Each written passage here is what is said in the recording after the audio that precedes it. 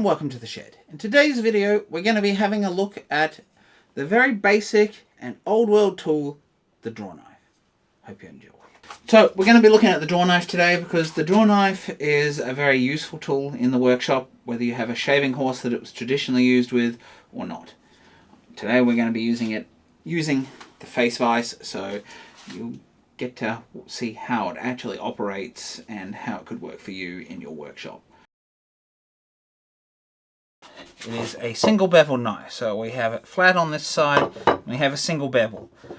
So from that respect you could just think of it as a giant wide chisel.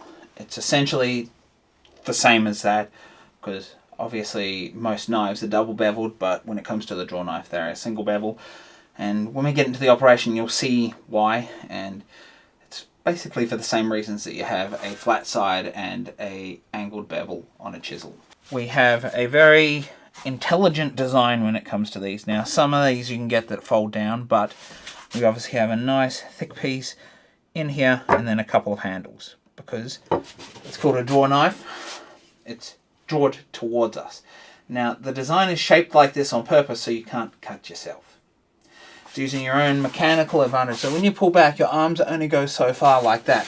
So when you're coming in and drawing towards you, even if you try, even if I put my elbows right out, I still can't actually hit myself with it. So it's actually an ingenious design, and obviously you're going to be able to pull it further back if you've got wider shoulders like myself, but if you're narrower through the shoulders it's not going to be able to come back as far, so it's even safer. So just know the design is actually pretty safe, even though you are pulling it towards you, which you generally are not doing with sharp tools. Even in hand tool you're generally not pulling them towards yourself, but in these most basic forms like this we are. So I said that this was traditionally used with a shaving horse. That's because this was used to generally work spindles, wooden pegs, that sort of thing. So I've got pine here today because generally a draw knife was used in softer timbers and not something like a hard jarrah or walnut or something like that. Generally they were saved for the finer furniture and not something as crude as a draw knife. So a softer timber was generally what was used, but you can still use these on hardwoods, and I'll show you that in a minute. So the two ways we can use this is bevel down like this, or bevel up. Now remember that when the bevel acts, whether it's a chisel or a draw knife, it pulls. So as the bevel digs in, it pulls it down into your timber. So it pulls away from the bevel into your timber. So you can see how that's really dug in. If we hold it bevel down, let me just get that out of the way, we can sort of control our work and be much more fine detail with it, because it's trying to pull it away from the timber, and so you can control it by changing the angle. So generally I like using these with the bevel down, and you can see here, even with the bevel down, if I can stop this from moving in my vise, you can still take off a good deal of material. Bevel down, if it's bevel up, so you get stuck like this. So it actually works best in the bevel down situation, unless you're working with really straight stuff and just skimming a very flat area that you're trying to flatten out. Then you can sort of use it this way, but for most of your work, if you're shaping a handle and everything, I recommend bevel down. So you can see the advantage straight away, how I'm shaping this in no time at all. If you want to get that finest of cut, you bring it right down, so you just, I'm taking nothing at the moment because I'm writing right on that bevel. So I'm flat on that bevel. So then it's just a matter of adjusting your hands ever so slightly.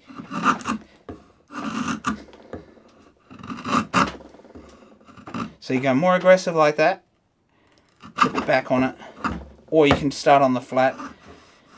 I'm taking nothing and just slowly adjust it.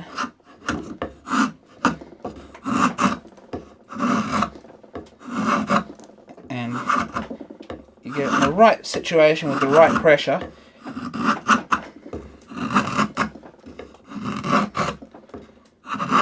And you can just take a nice, fine, very smooth. So if we grab a spoke shave,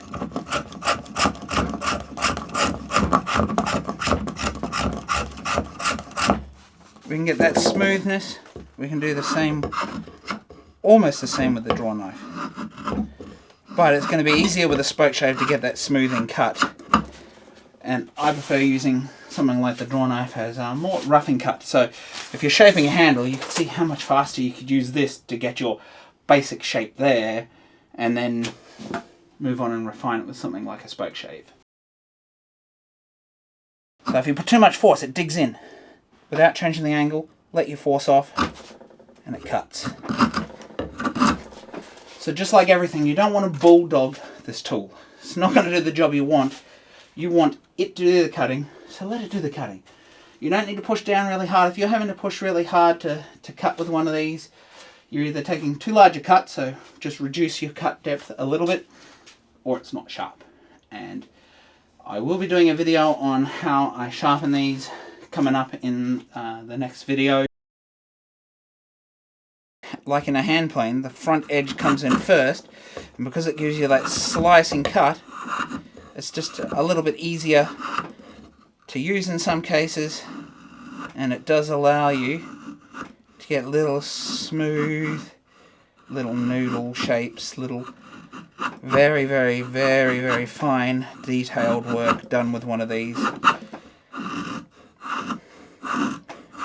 And so if you're really roughing your shape, and you get it most of the way there, say you've got a line on this edge here, you can get it most of the way with one of these, and then just come in and, you know, do the last little bit with a spoke shave and get you right onto the line. But no, you can do it with one of these if you've got enough attention to detail and a nice sharp draw knife. You can see I'm going against the grain here, so it's not working properly. So you always want to be going with the grain with a draw knife.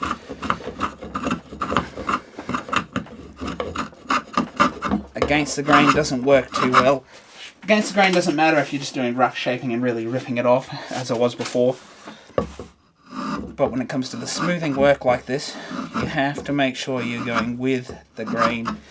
Otherwise, you're going to be in some trouble, and you won't get the results you're looking for.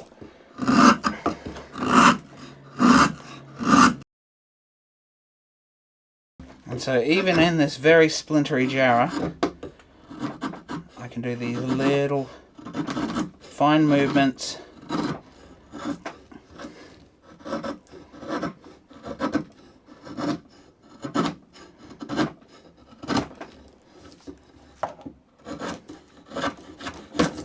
And so you can see just how much you can do. Even in a hardwood, a very tough one like this, you can get your roughing work done, you can semi-smooth it, and then come in and finish it off with something else.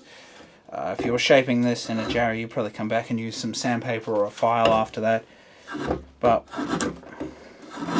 just wanted to show you that it is a very versatile tool that works in all timber types, essentially. Really, really curly jarrah, this probably wouldn't work too well in. So there you have it, folks. That is the humble draw knife, and as you can see, it's a very versatile tool.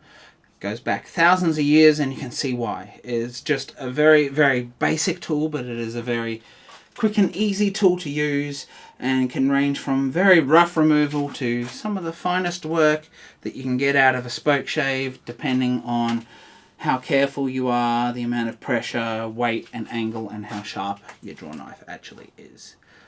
There are various different types of these that you can buy. There are new manufacturers of these as well, and there's even one of these you can get that's a flexible one that's designed for carving various shapes, and it actually has some flex to it. So There's a lot of different versions of them out there, including vintage ones like this, that you can probably find pretty much anywhere.